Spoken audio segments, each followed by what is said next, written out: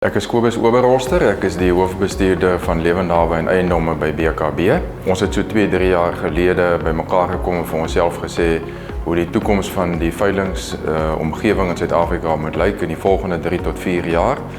En ons uiteindelik al daar besluit is vir ons gaan dit baie meer oor die digitalisering van die totale voorsieningsketting in die Lewendhawe bedryf. So ons het inderdaad oor die afgelope 2-3 jaar baie tegnologie ontwikkel om hierdie doelwit van ons te bereik, waarvan die digitale platform vir die veilings een is. En ek dink die uiteindelike doelwit wat ons wil bereik met die platform is om meer diere in Suid-Afrika wat tans nie deur die veilingssisteem gaan nie, ook op 'n veilingssisteem aan te bied. En dit is daarom is dit ook ons groot fokus om die veilingsproses soos wat ons dit almal ken in die digitale wêreld te dupliseer.